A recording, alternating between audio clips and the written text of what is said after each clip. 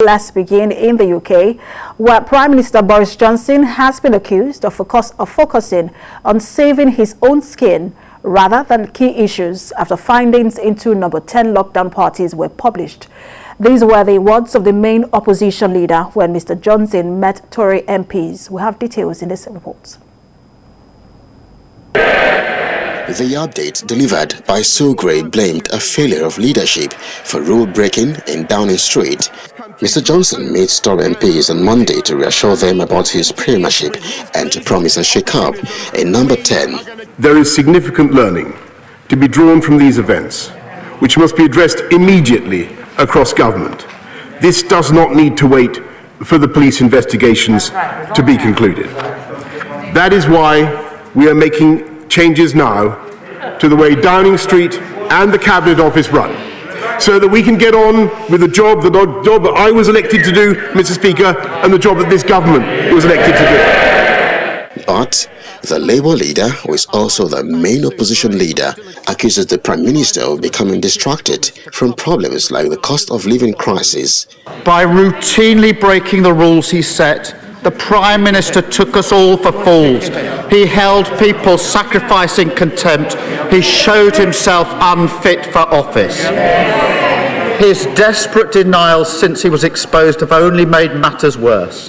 Mr. Speaker, he gleefully treats what should be a mark of shame as a welcome shield. But Prime Minister, the British public aren't fools. They never believed a word of it. They think the Prime Minister should do the decent thing and resign. Metropolitan police officers are looking into 12 events for alleged breaches of lockdown rules, including 3 the Prime Minister reportedly attended and 1 in his flat. In a partial report released on Monday, senior civil servant Ms. Grace said she had been extremely limited by the police investigation in how much she could say, so a meaningful report could not be released yet. Meanwhile, Downing Street says Ms. Gray will publish an updated report on lockdown parties in number 10 once the police finishes with the inquiries. And journalist Amina Taylor joins me from the UK via Skype for more update after findings into number 10 lockdown parties. Good to have you join us, Amina. Good to be here. So we've seen that report, at least part of it, because Sugray could not publish every part of that report because of the investigation by the Metropolitan Police. But we've seen a part of that report, and we've also heard the Prime Minister's response. He apologized, but not necessarily for what he has done, but for the position his cabinet is now in. What do you make of the report and the Prime Minister's response to that report? Well, coming in at some 12 pages, it's well below what political observers like myself would have expected, a report of that scope. But as your earlier comments here, they allude to the fact that, well, one of the country's most senior civil servants was just not in a position to lay out the full facts. 12 of the 16 gatherings are now the subject of police investigation. And I have never known a Prime Minister to actually, in some respects, be pleased that his activities and those of the circle surrounding him are under police investigation, because essentially what this means is he can buy more time.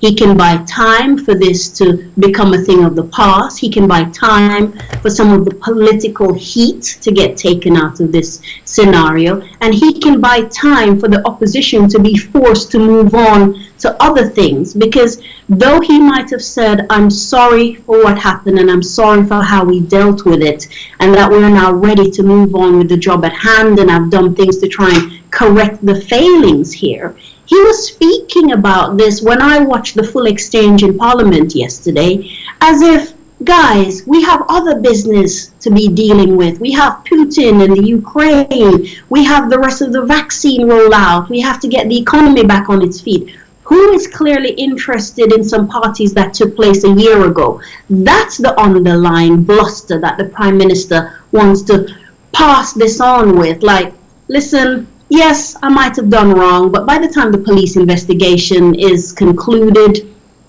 would there still be interest? And I've never known someone to actually be getting away with it based solely on the fact that the police have intervened in this respect. I absolutely agree. He sounded, that the Prime Minister sounded as though this issue is a distraction from governance, where this is actually governance that has been, talked about. But he also did say, I get it and I will fix it. He went on to say, I want to say to the people of this country, I know what the issue is. It is whether this government can be trusted to deliver. And that's the question. Can this government, can the Prime Minister be trusted to deliver? Well, this is also a Prime Minister who stood up in Parliament and said these parties categorically did not happen. And then when it was proven that these parties had happened, that they didn't actually breach COVID regulations. So yet again, observers might be wondering, can we take him at his word? And the leader of the SNP, who was asked to leave the floor of the House yesterday for saying the Prime Minister misled the House of Commons. And as you know, looking into your vast knowledge there of British parliamentary etiquette, if you are found to have misled, i.e. lied to the House, the honourable thing to do is to submit your resignation. We don't see this Prime Minister doing that by any stretch. He's going to bluster it out, he's going to bumble through it, the same way in which Boris Johnson has always done, with a nod and a smile and a little ruffle of the hair to say, I've got you guys, I know what's going on, and let's just move on with the task at hand. Because when it suits Boris Johnson, moving on to the next thing will always be his first go-to. And unfortunately, some might say that the rest of his cabinet, because they don't want to go to a messy leadership contest. And even his enemies know if they got the prerequisite number of votes to trigger this and they lost, they wouldn't be able to do it for another year. So there's balancing the timing, but there's also a Prime Minister who's been in this hot water before, and he's blustered through it before. And unfortunately, for so many of us, we don't see this being something different this time around. Try as the report might. And if the body language of the Tory members of Parliament is anything to go by, this will definitely drag on for a while. Thank you so much for your thought on this. As always, I'm journalist Amina Taylor.